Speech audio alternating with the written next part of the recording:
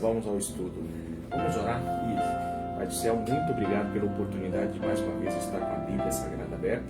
Pedimos a direção do Santo Espírito e que o Senhor possa ser o nosso instrutor, o nosso mestre nessa manhã. Rogamos em nome de Jesus. Amém, Senhor. Amém. Pastor, nós estamos aqui dando sequência a um estudo geral que é ouvindo a voz de Deus, né?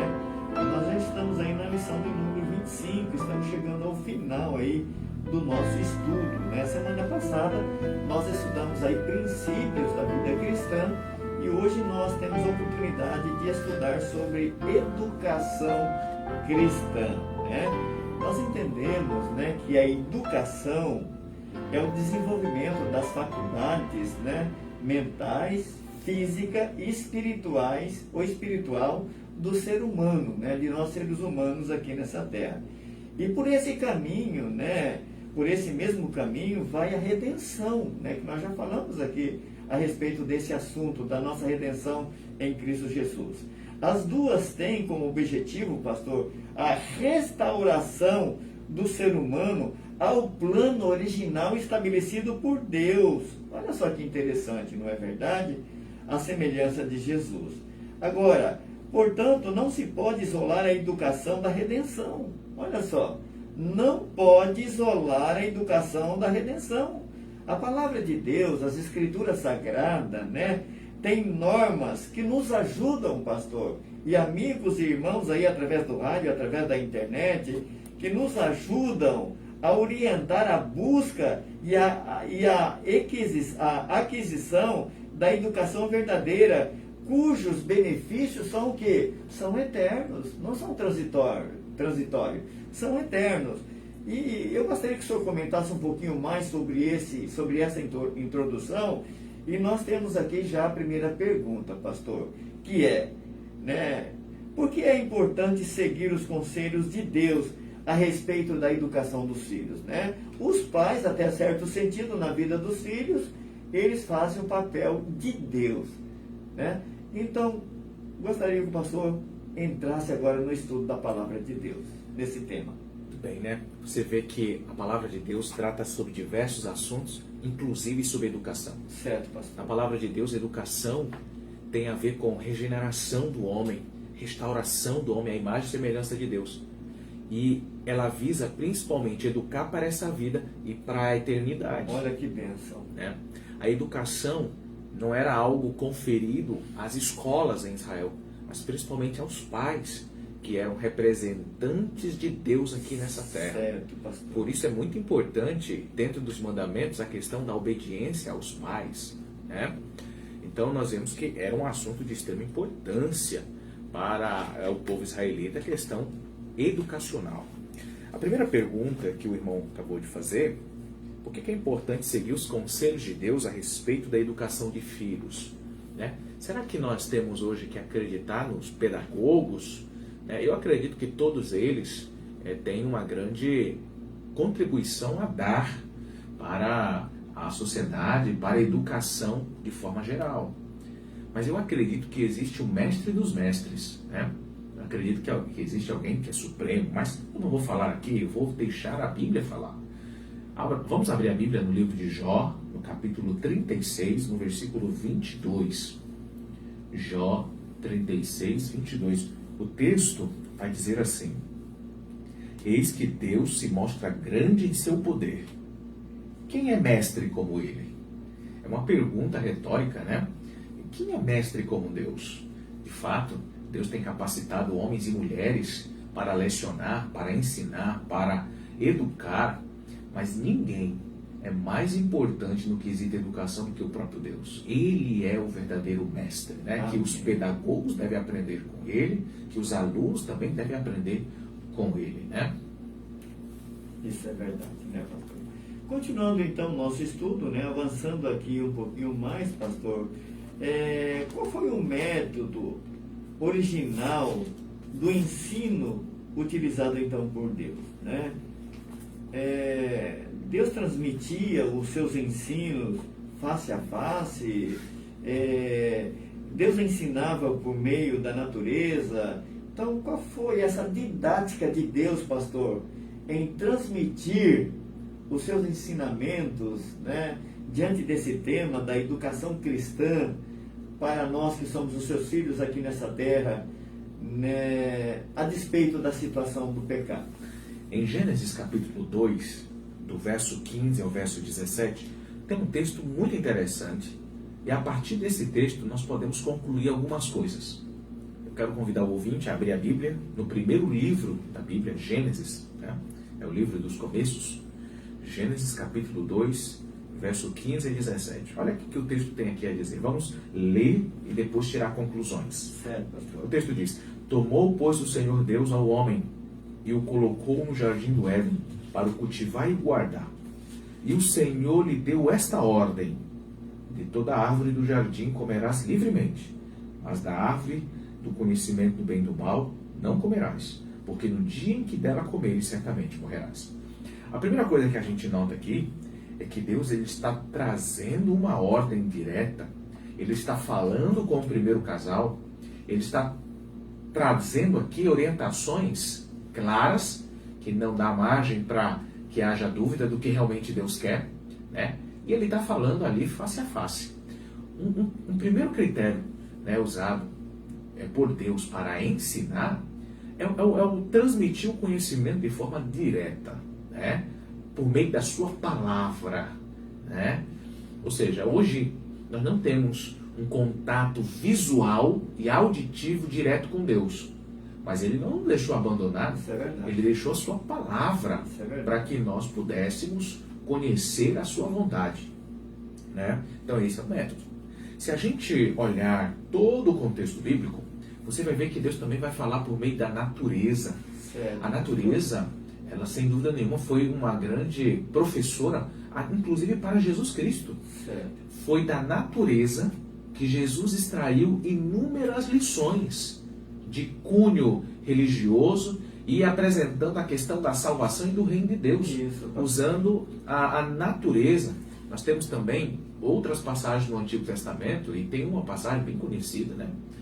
No livro de Provérbios, quando o Salomão, possivelmente, escritor do livro de Provérbios, ele faz ali uma analogia com relação às formigas. É verdade. Lembra aí? Pastor. Ele fala assim: vai ter com a formiga, ó preguiçoso. Preguiçoso, hein, Né? pastor? Ele está tirando uma lição importante da Verdade, natureza Isso. para nos trazer orientação. Você está entendendo? Então a Bíblia ela usa esses recursos. Deus usa esses recursos. Deus usa a sua palavra e Deus usa também a natureza Isso é para nos verdade. conferir conhecimento.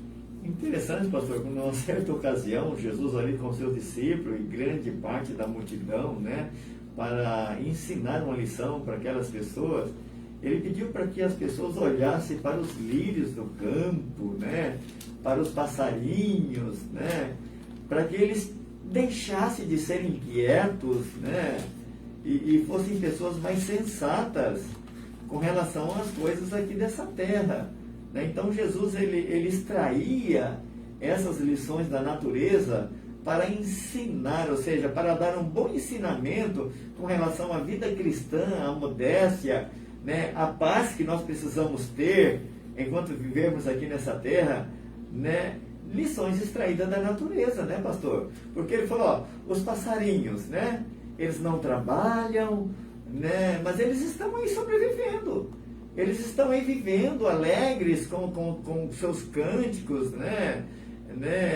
E Deus tem providenciado todos os meios para essas pessoas, né? Jesus usou também a questão lá dos lírios do campo. Olha, nem Salomão, né, na sua mais alta, né, glória, né, aqui dessa terra, se vestiu tão especial, de maneira tão linda como esses lírios do campo, né? Por que vós estáis preocupados agora? Né? Que lição importante. Jesus então, né, extraiu da natureza, né, essa linguagem muda de Deus para nos ensinar as coisas do Papai do Céu. Isso é maravilhoso, né, pastor? Muito bom. É isso mesmo, né? É a forma de Deus ensinar. E nós deveríamos aprender, né, a ouvir também a natureza e aprender Isso. com a natureza que Deus nos deixou aí. E diz a palavra de Deus, pastor, também Deus, né, quando nós olhamos para os céus, diz a palavra de Deus que os céus anunciam o quê? A glória, né? A glória de Deus, né? Isso, verdade. A imensidão. Você já imaginou os inúmeros planetas, Isso as é inúmeras verdade. constelações que nós Isso. temos? Isso mostra a imensidão, né? Né? De quem é Deus. Somente alguém muito maior do que o universo poderia criá-lo. Isso é Né? verdade. E o universo, na ciência que nós temos moderna hoje, nos diz que o universo é praticamente infinito. Né? Ele não Isso é tem verdade. bordas, ele não tem cantos, ele é simplesmente infinito. Isso é verdade. Então, através da natureza, nós podemos ver esse poder grandioso desse Deus que nós estamos aqui falando a respeito dele.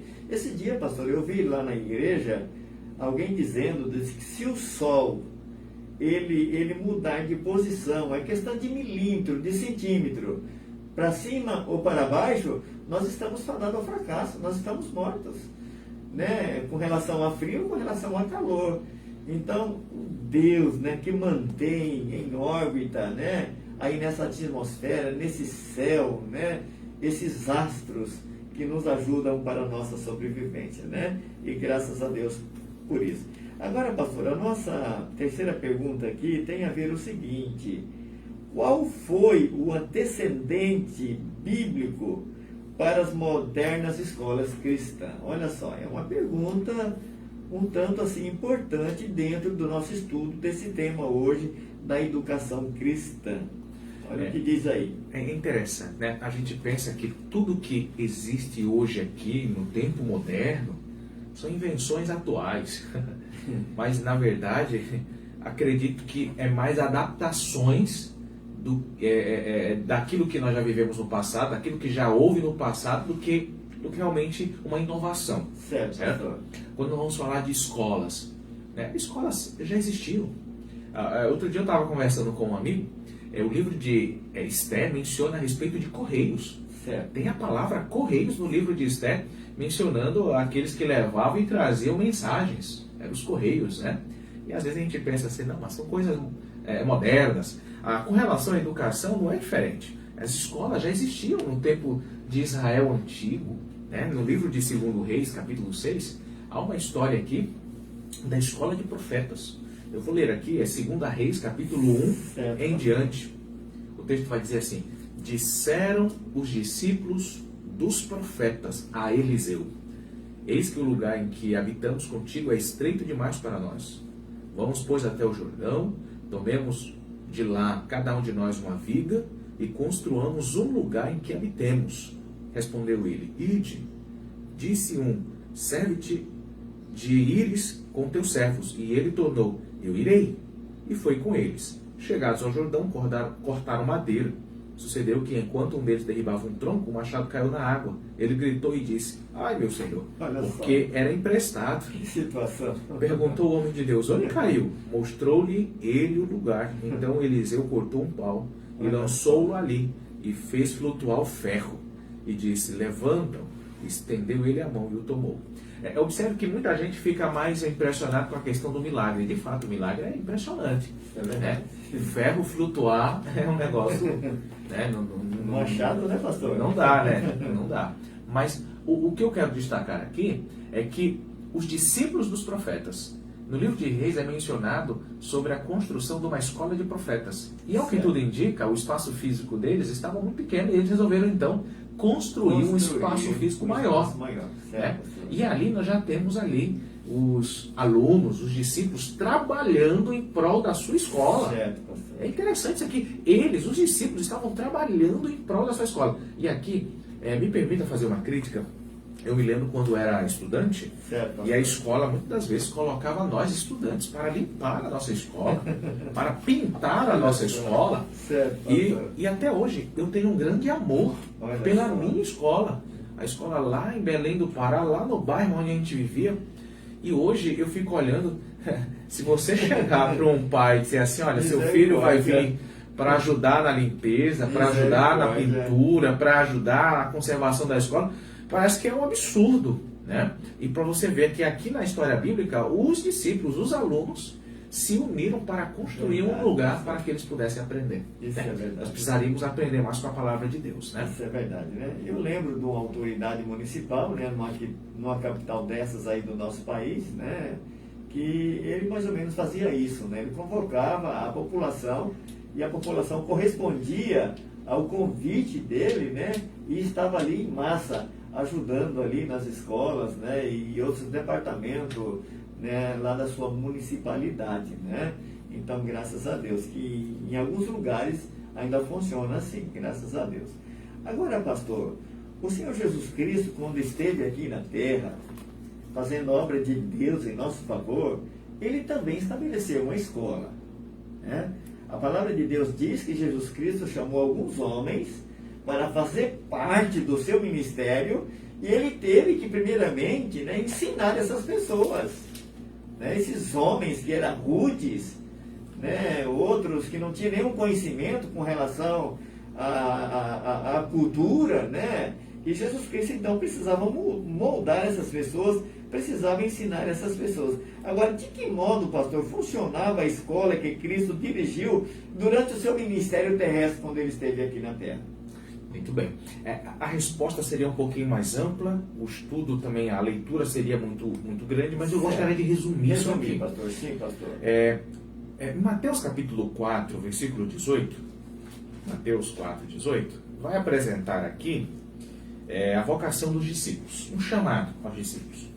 O texto vai começar dizendo assim, que caminhando junto ao mar da Galileia, viu dois irmãos, Simão, chamado Pedro, e André, que lançavam redes ao mar, porque eram pescadores.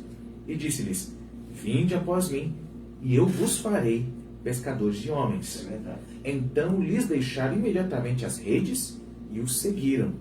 Passando adiante, viu outros dois irmãos, Tiago, filho de Zebedeu, e João, seu irmão, que estavam no barco em companhia de seu pai, consertando as redes. Chamou-os. Então eles, no mesmo instante, deixaram o barco de seu pai e o seguiram. É interessante que o texto menciona um chamado de Cristo para pessoas que não eram nem da classe média, eram da classe pobre. Certo. Né? E é interessante, por que ele escolheu essas pessoas humildes, simples? O livro Desejar de Todas as Nações vai nos dizer que ele convidou essas pessoas porque elas estavam mais aptas a aprender. Certo, pastor. Tá? Nem sempre o critério de Deus são por aqueles que são os mais inteligentes, por aqueles que são os mais aptos, os mais capazes, né? Aqueles que têm um alto grau de intelecto. Não, esse não é o critério de Deus. Deus ele não está procurando essas pessoas, ele está procurando pessoas pelas quais ele possa ensinar, que sejam ensinadas. Só que bom essa colocação, hein, pastor? Interessante. Às vezes a gente, por ter um poder aquisitivo melhor, sim, a gente fica muito soberbo, acha que sabe de isso tudo, é verdade, né? pastor. E não quer se abrir para aprender, né? Então Jesus ele vai fazer o convite para esses homens simples, que estão se submetem a ele, que vão se submeter a ele, que estão aptos, abertos a obter o conhecimento vindo de Cristo. E a escola de Cristo vai ser a terra, né? É o mundo. Ele vai sair e ele vai sair visitando pessoas, ele vai saindo, enfrentando algumas situações, e à medida em que ele vai fazendo, esses discípulos que lhe acompanham vão aprendendo. Né? E Jesus conviveu 3 anos e meio com seus discípulos, comendo, bebendo, dormindo em lugares inóspitos, e foi ali que ele educou, ensinou seus discípulos a se tornarem líderes da maior igreja do mundo. Né? Olha só. Pastor, só fez me lembrar de uma história que uma feita eu ouvi, e até da cidade de Manaus, em uma das igrejas lá, né? Que lá tem muitas igrejas adventistas do 7º dia, né? Na grande capital que é Manaus, que dizia o seguinte, né? Que um juiz, né? De uma comarca ali de Manaus, adventista do 7º dia, né? Ele que era juiz, né? Autoridade quase máxima dentro de uma jurisdição, de uma comarca, mas no sábado, quem era o dirigente ali da igreja, das comissões, que era o primeiro ancião, era um gari. Olha só que interessante, né, pastor? Era um gari, você entendeu? Então, como é a obra de Deus, né, pastor? É verdade. Como é a escola de Deus, né? É verdade. Já pensou um gari agora na igreja, sendo dirigente, né, ali do juiz, né, que durante a semana está lá no seu magistrado, lá, né, no fórum, né, julgando as coisas maiores e menores com relação às pessoas. Então, somente as coisas de Deus, né, pode tornar essas realidades, né, pastor? Eu fiquei admirado, pastor. Incrível essa história, né? Eu não conhecia essa história, mas é incrível, mas de fato é a realidade de muitas das nossas igrejas. Para Deus não há maior nem menor. Né? Na igreja não existe rico e pobres. Existe para Deus, diante de Deus, existem homens e mulheres dedicados à sua palavra em obedecer e fazer sua vontade. Porque ali naquela escola que era a igreja, né, nos cultos e nas reuniões, quem era o professor era aquele que trabalhava, que era um gari. Sim. E o juiz era aluno. Interessante, né, pastor? Agora, pastor, entrando aqui no nosso estudo, e aqui está, eu acredito, uma parte muito interessante do nosso estudo. Que diferença, pastor, por misericórdia, existe entre a educação cristã e a educação secular que nós temos hoje em nossos dias? Essa é uma boa pergunta, uma pergunta relevante que vale a pena nós ouvirmos. Né? A pergunta, qual é a diferença entre a educação cristã e a educação secular? Né? No livro de 1 Coríntios, capítulo 2, verso 12, o apóstolo Paulo, ele tem um texto aqui bem interessante, que vale a pena nós lermos e refletirmos. Ele diz: ora, nós não temos recebido o Espírito do mundo, olha só, e sim o Espírito que vem de Deus, para que conheçamos o que por Deus foi dado gratuitamente. Olha só. Né? Paulo faz um convite aqui aos coríntios, e sem dúvida nenhuma, das igrejas que Paulo tinha, as mais complicadas, Coríntios era a primeira. Tá? Paulo ali, ele teve grande luta. Muito trabalho com aquela igreja, né, pastor? Muito trabalho com aquela igreja, ele teve muita dificuldade em liderar aquela igreja, né? Uma igreja que tinha um grande potencial, mas que estava sempre ligado com as coisas do mundo. E Paulo agora ele vai dizer assim: olha, nós não temos o Espírito do mundo. Ele está advertindo a igreja: nós não temos. Né? O pensamento secular, o pensamento mundano, o pensamento fora dos parâmetros divinos não deve permear a educação cristã. Muito pelo contrário, a educação cristã, ela tem que ser imbuída pelo Espírito de Deus, né? Com o propósito de nos fazer conhecer mais a respeito de Deus e a respeito daquilo que foi dado gratuitamente. E o que é que foi dado gratuitamente? Gratuitamente é o sinônimo de graça. Graça é algo que foi dado de graça. Né? E isso aí eu vou incluir Cristo Jesus, que foi nos dado de presente de graça, e a salvação foi dada por Ele. É disso que se trata a verdadeira educação. É disso que Deus quer que nós procuramos conhecer diariamente. Então, entre a educação secular do mundo e a educação cristã, está questões de salvação e de Cristo. E nós deveríamos nos deter muito mais nessas questões eternas do que nas questões seculares do dia a dia, que são passageiras e que logo deixaram de existir. Entendi, pastor. Agora, pastor, eu pergunto para o senhor, eu gostaria de ver a resposta também através da Bíblia, né, aí para os nossos irmãos e amigos, através do rádio e também através da internet.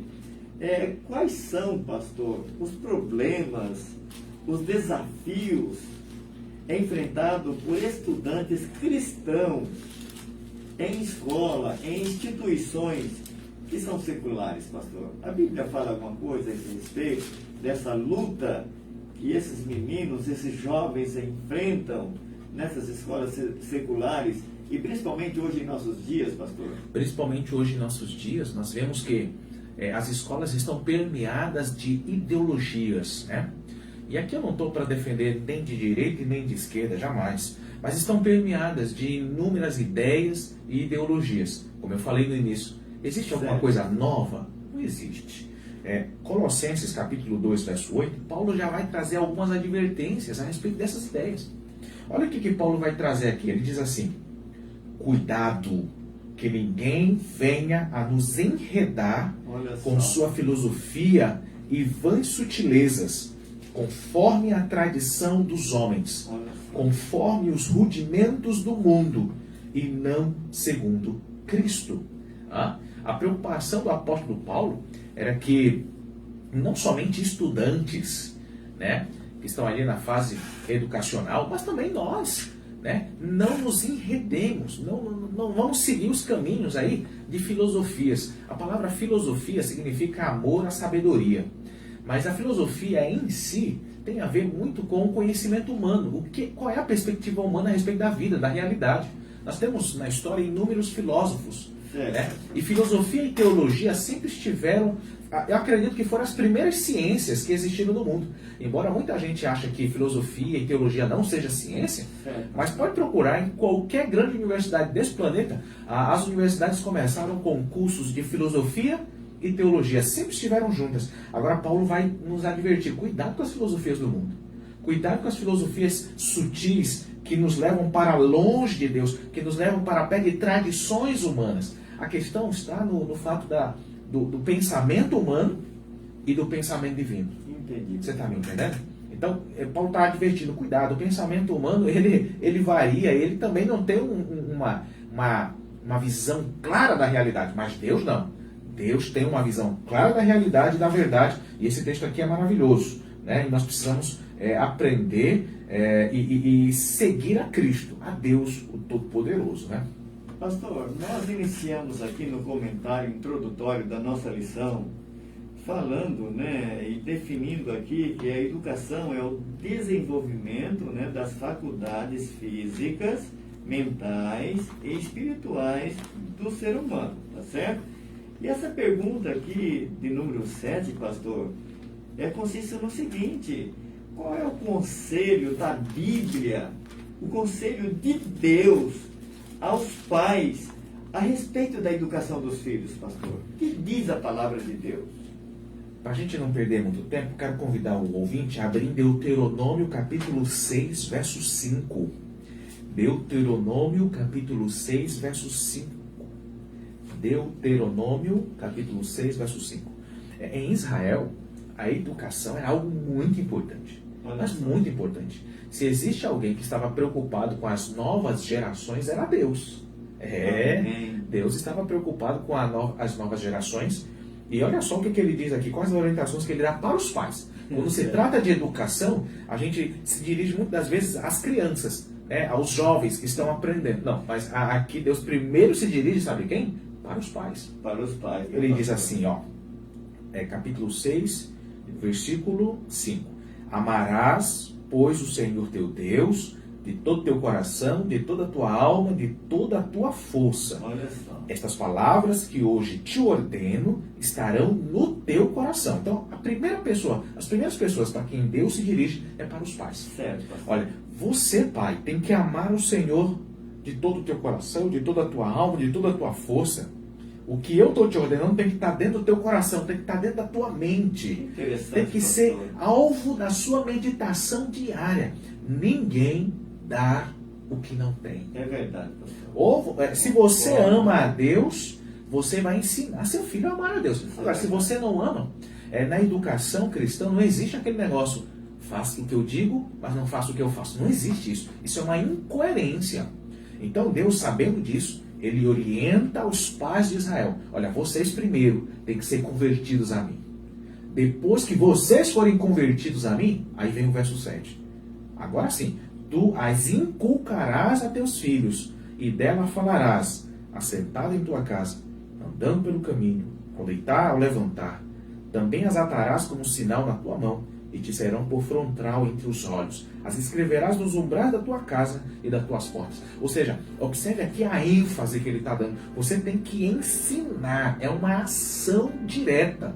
Você tem que fazer, não é aquela educação passiva. Ser um exemplo, né, pastor? Exatamente. Tem gente que quer educar, mas ele não senta com o filho e ensina. Não, ele vai deixando a vida levar. Não, eu já pago um colégio e o colégio está ensinando. Não, eu já pago o reforço está ensinando. Não. A educação em Israel era uma educação ativa, onde pai e mãe, eles tinham que ter momentos. E olha só, né? Ao deitar, ao levantar, ao sentar, ao levantar, ao sair. Em todos os momentos, os pais em Israel tinham que ativamente estar ensinando seus filhos a respeito do amor a Deus. Olha só, que interessante, né, pastor? E tem um ditado popular, pastor, que diz o seguinte, que o graveto não cai longe da árvore, né? Então, que interessante é esse exemplo dos pais, né?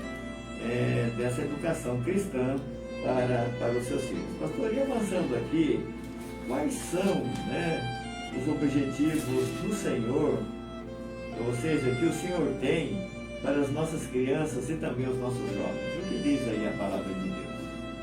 Isaías 54, versículo 13, tem um texto interessante que merece nossa consideração. O texto diz assim: todos os teus filhos serão ensinados do Senhor. Olha só que coisa maravilhosa.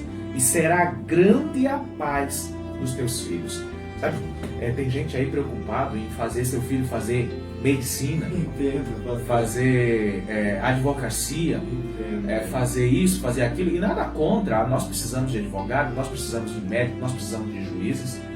Mas veja, existe algo que ele precisa mais do que isso: uma educação espiritual, uma educação cristã. E observe aqui, eles serão ensinados do Senhor. Se você for um homem fiel, uma mulher fiel, que ensinou os teus filhos no caminho de Deus, esses meninos continuarão a sua educação sendo ensinados pelo próprio Senhor. E você sabe qual é a maior recompensa que ele vai obter? Não vai ser um título acadêmico. A maior recompensa vai ser viver uma vida de paz. Você já imaginou isso? Isso é uma bênção. Nós precisamos de paz, nós precisamos de alegria, nós precisamos de fato de vida. E muitas pessoas, apesar de ter conhecimento, diplomas, títulos acadêmicos, não têm paz, não conseguem dormir em paz tranquilamente, né? Não tem um conhecimento espiritual saudável. E é isso aqui que Deus está oferecendo. E pastor, e assim sendo, essa pessoa será uma pessoa comprometida com Deus e uma pessoa também comprometida com as obrigações que nós temos aqui nessa terra, né? E hoje, mais do que nunca, né, pastor, nós precisamos de homens e mulheres que não se vendam, que não se comprem, para que nós possamos ter uma sociedade melhor. Mas que pena, né, pastor? Que parece que está tudo ao contrário, não é verdade, pastor? Olha, irmão, me perdoe, eu vou tentar falar com todo amor. Mas olha, hoje nas universidades, os estudantes, e de diversas áreas, os estudantes são usuários de álcool, certo, de tabaco, eu concordo com o senhor, de drogas. Isso. São pessoas muitas vezes desequilibradas da sua vida em casa, não tem nenhum tipo de educação moral e nem religiosa, né? São rapazes e moças que estão vivendo em baladas, em prostituição. E esses homens, amanhã, depois que pegarem o diploma, serão, sabe quem? Os juízes das cidades. Serão os delegados das delegacias, serão os médicos, serão, sabe, inúmeras, de inúmeras áreas que nós temos aí na nossa sociedade. E eu te pergunto, meu amigo, como que um camarada que viveu uma vida assim, e que muitas vezes ainda vive, né? Vai querer falar de moralidade, sabe? Eu acredito que a educação moral, ela deve acompanhar a educação acadêmica. As pessoas não levam em consideração isso, mas nós precisamos pensar a respeito disso. Mas claramente, se quisermos ter uma sociedade mais comprometida. Pastor, a última pergunta, já finalizando o nosso estudo, né, com esse tema tão maravilhoso nesta manhã. Pastor, qual é o resultado da educação ministrada aos filhos segundo os caminhos do Senhor, segundo a orientação da Bíblia, segundo a orientação do nosso Deus, que tudo que pensa, que tudo que quer o nosso bem-estar? O que diz aí a palavra, pastor? Provérbios capítulo 22, versículo 6, é um apelo, né? Olha só, pastor. É um apelo. Ele diz assim: ensina a criança no caminho em que deve andar. Isso aqui é uma mensagem para o pai e para a mãe. Certo. É uma ordem, ensina. Tá? E ainda quando for velho, não se desviará dele. A melhor tradução aqui seria: não se esquecerá dele, né? Ensina a criança. Aqui é uma promessa. Deus está dizendo: faça a sua parte. Faça a sua parte ensinando. Faça a sua parte educando. E quando ele for velho, ele não vai esquecer. Pode desviar? Pode. As pessoas são livres para tomar o rumo que querem. Entretanto, Deus garante que o melhor que você, como pai, pode fazer para o seu filho hoje é dar uma educação cristã. E detalhe, só para a gente não deixar isso aqui vago: educação não é escola que dá, viu? Educação ensina o academicismo. Ela traz, ela capacita academicamente. Mas quem educa de fato é pai e mãe. Pastor, que estudo maravilhoso da palavra de Deus. Meu amigo, meu irmão, você aí através do rádio, através do Facebook, através da internet, Eu espero que você tenha gostado desse estudo da Palavra de Deus, né? Com todas essas passagens aqui da Palavra de Deus que o pastor citou, os seus comentários em cima desse tema, sobre essa educação cristã. E é para isso que nós estamos aqui, pastor, para levar esse ensinamento da Palavra de Deus às pessoas, enquanto a oportunidade de nós darmos uma meia volta e sermos pessoas diferentes para a honra e a glória do nosso Deus e também para o nosso bem-estar aqui nessa terra. Se nós temos aí uma sociedade, né, que é apoiada em cima dos princípios de Deus, nós devemos ter uma sociedade melhor, na verdade, diferente dessa que aí nós estamos. Então vale a pena nós seguirmos aí os conselhos de Deus. Pastor, faça a oração para que nós possamos finalizar aqui o nosso estudo. Eu já quero deixar aqui, pastor, um gostinho de quero mais para nós e para os nossos irmãos e amigos. E no próximo domingo nós estaremos aqui, pela graça de Deus, estudando a lição de número 26, que fala sobre a vida do Espírito. Olha só que bênção será a lição, se Deus nos der a permissão de estarmos aqui no domingo que vem. O Senhor fecha a programação com uma oração. Pai amado, muito obrigado pela oportunidade de estarmos mais uma vez estudando a Bíblia. Obrigado pelas orientações claras, que nos permitem ir nem para a esquerda nem para a direita, para que nós possamos seguir de acordo com aquilo que o Senhor nos orientou nesta manhã. Abençoe o nosso ouvinte, abençoe, Pai, esse meio de comunicação pelo qual nós podemos falar da tua palavra, que tu amas pessoas. Pedimos em nome